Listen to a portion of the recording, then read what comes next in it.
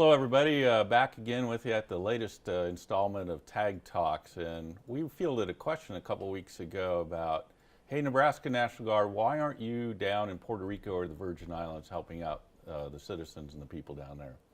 So I spent a few minutes just talking about how we get involved in all these responses that we've been doing, then I'll head towards a recap here at the end. So first, when a disaster like Harvey or Irma or Maria strike, we are always in support of someone somewhere. So for example, when we deployed some aviation assets down to Texas, they were supporting Texas civil support authorities down there that were running disaster response. We weren't in charge.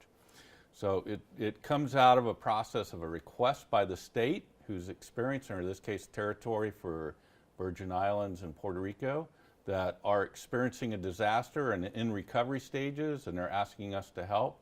That gets validated by us. Yeah, we have a certain kind of capability that they're looking for.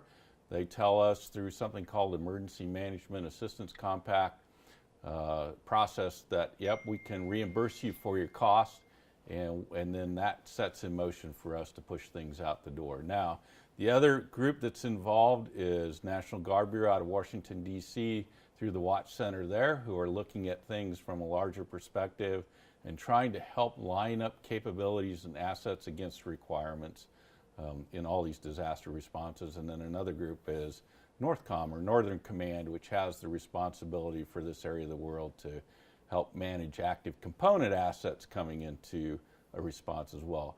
Every one of those capabilities flowing into a state or territory has to be managed. So we don't get to choose when we show up.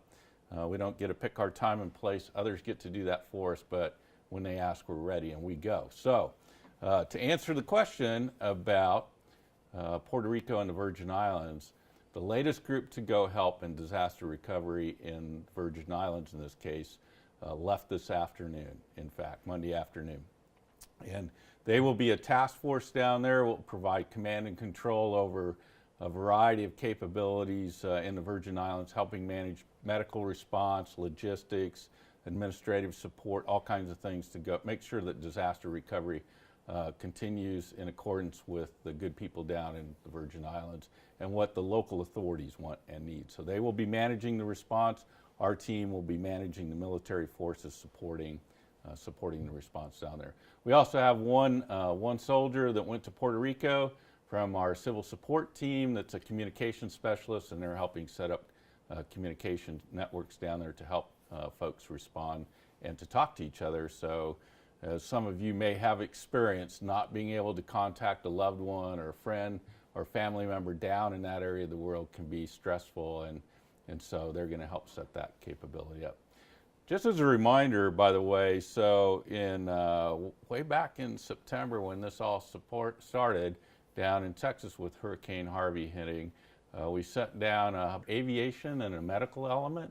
The aviation folks rescued people, 44 pets, and delivered 142,000 pounds of cargo. The medical elements literally set up an urgent care center in a parking lot. And I think they treated something like 150 folks, minor scrapes, bruises, those kinds of things. And then Texas took over, and they've been managing their own response ever since after those folks came home. Then for Hurricane Irma down in Florida, we sent down another group of aviators, an aviation task force that was responsible for aviation operations in northern Florida.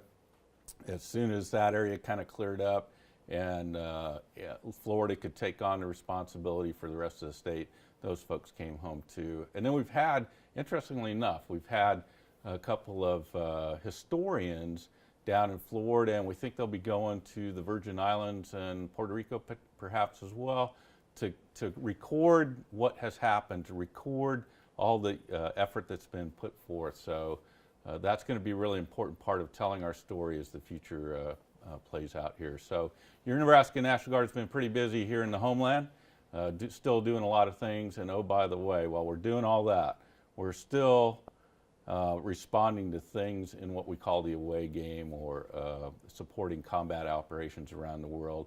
Still have a group of soldiers, largest group of soldiers down in Cuba, Guantanamo Bay, serving down there, and then we have onesie-twosie scattered across the globe from places like the Horn of Africa to the Central Command area of operations in the Middle East and elsewhere, with about 60-some folks deployed outside the United States right now.